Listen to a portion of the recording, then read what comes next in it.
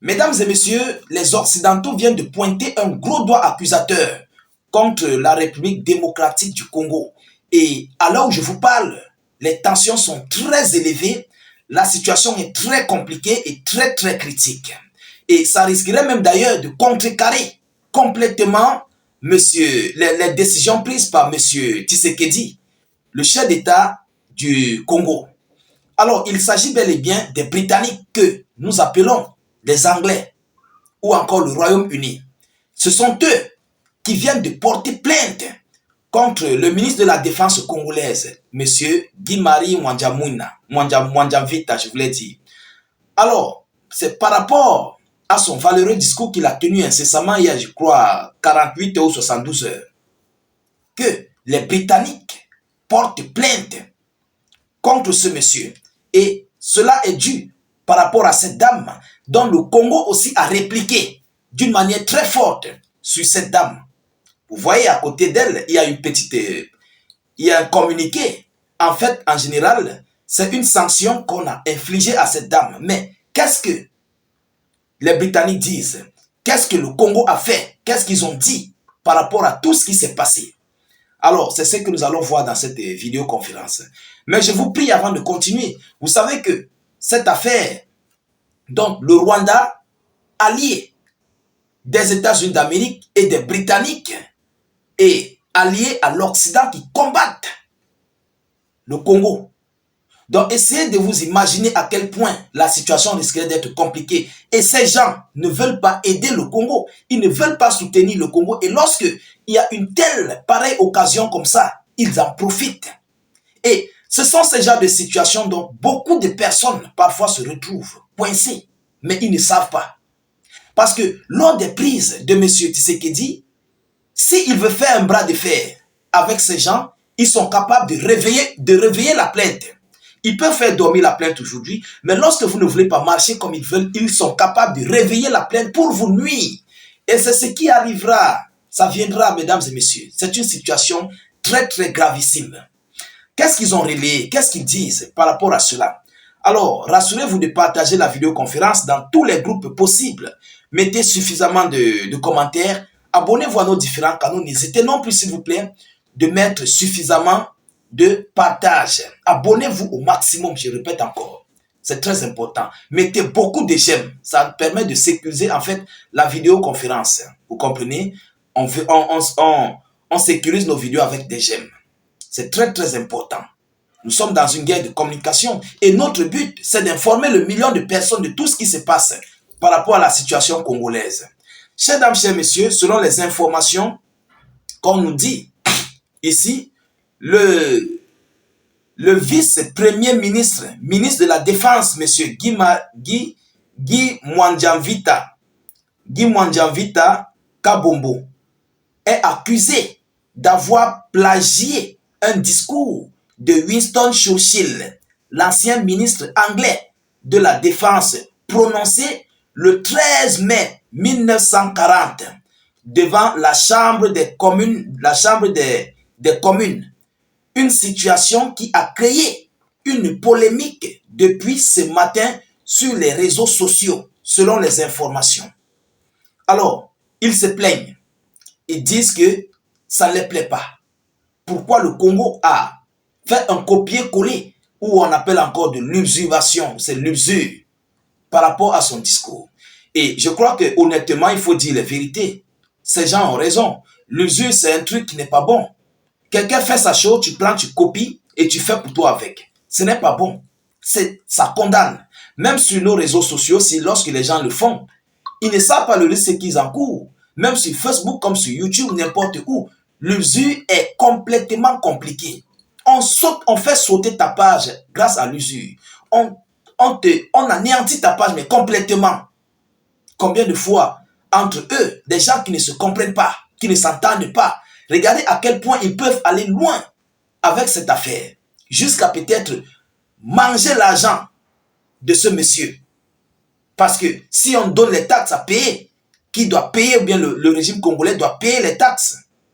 Par rapport à cela, ils seront obligés de le faire. Sinon, ils seront poursuivis. Et ils seront poursuivis en justice. Parce qu'à l'heure où je vous parle, c'est un combat. entre l'Occident, le Rwanda contre le Congo. Ils sont en G. C'est une G qui se passe, mesdames et messieurs. Et tous les moyens pour eux seront très bénéfiques. Ils vont bénéficier de tous les moyens pour faire face au Congo. Et lorsqu'une telle pareille situation se présente, ils en profitent. Ils en profitent en fait. Vous comprenez? Alors, chers dames, chers messieurs, du côté congolais, qu'est-ce qu'ils disent?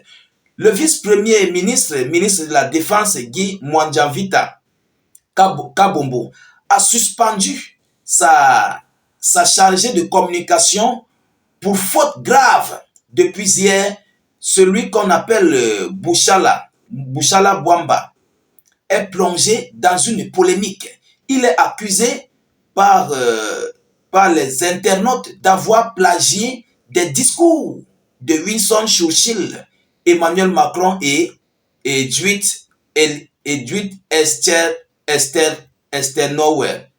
Excusez-moi les prononciations, hein. Voilà, nous comme ça nous ne sommes pas partis à l'école, hein.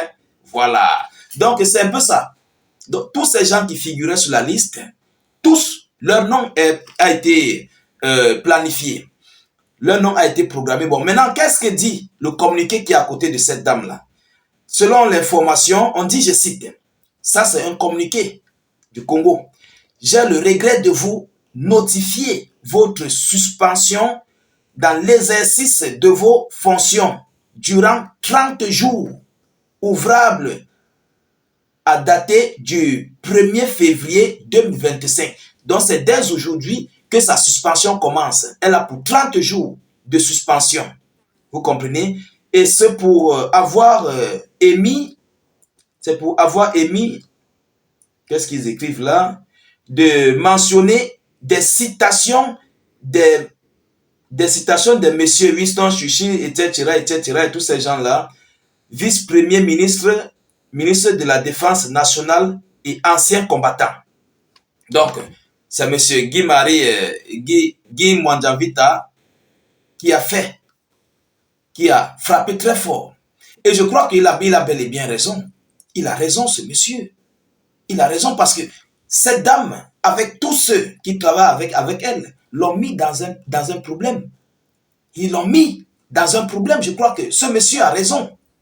Il a raison. Vous copiez un truc. Parce que ce n'est pas le ministre de la Défense qui copie. Il a tout son staff qui travaille pour ça. Et ils sont allés à l'école pour ça. La question qu'on se pose, à quoi ont servi vos études? À quoi ça a servi pour copier les textes des gens, les communiqués, les discours des gens, pour venir donner à votre premier ministre? Mais c'est une humiliation. Oui, c'est une grosse honte. Il faut qu'on se dise des vérités. Pourtant, il y a des bacheliers, des licenciés au Congo. Ceux-là même qui ont fréquenté, pour finir, ils se retrouvent en train de conduire la moto, ils font des taxis. D'autres vendent même de l'eau glacée. Pourtant, ils ont besoin de ces postes pour assurer ces fonctions. Je crois que cette dame même d'ailleurs doit être changée.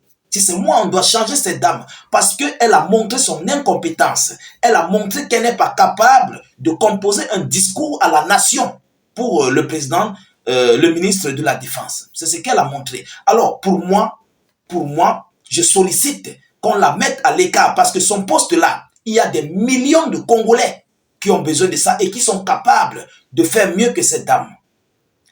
Pour moi, dans mes décortiquats et mes analyses, c'est ce que moi je peux suggérer. Parce qu'elle a prouvé qu'elle est incompétente. Et elle mange l'argent du régime congolais pour rien. Pour rien et pour rien. Elle ne fout rien. Vous comprenez? Alors, chers dames, chers messieurs, je ne sais pas si je me fais erreur. Si, vous pouvez vous-même en dire plus. Si j'ai raison ou j'ai tort par rapport à cette dame. Elle a non seulement humilié, elle a mis la honte sur le régime congolais, elle a mis une grosse honte sur tous les Congolais. Elle a mis la honte sur tous les Congolais. Et elle a montré que les Congolais et les Africains ne sont pas intellectuels. Ils ne sont pas sages en fait. Ils sont illettrés. Nous Africains, nous Congolais, Maliens, peu importe la localité, nous sommes tous confondus, donc nous sommes des illettrés. C'est ce qu'elle a prouvé. Elle vient d'humilier non seulement les Congolais, mais elle a humilié l'Afrique. Elle mérite d'être remplacée parce qu'elle a prouvé qu'elle est incompétente pour son poste. Et il y a mieux, des millions, je dis des millions de Congolais qui peut faire mieux que cette dame. Il faut qu'on se dise des vérités. Il faut qu'on se dise des vérités. Le pays est dans une difficulté. Au lieu de coordonner bien tes travaux, tu ne le fais pas. Hein? Pour mettre encore plus le pays dans un chaos. Alors, chers dames, chers messieurs, voilà en fait ce qui vient de se passer ces dernières heures. Nous continuons de suivre cette actualité le plus près que possible. Nous ne manquerons pas de vous tenir informés de la suite de cette actualité. De votre côté, continuez de partager la vidéoconférence partout à travers le monde. Mettez suffisamment de j'aime. N'hésitez pas de mettre suffisamment d'avis en commentaire. Notre but, c'est d'informer le million de personnes. Partagez la vidéo dans tous les groupes. Voilà. Mettez vos avis en commentaire, j'aimerais bien vous lire. Même si vous n'avez rien écrit, mettez salut, état d'urgence en commentaire ou encore vive la paix dans le monde. Je vous reviens tout à l'heure pour une prochaine série d'actualités. Soyez encore salués une fois de plus. Ciao, ciao.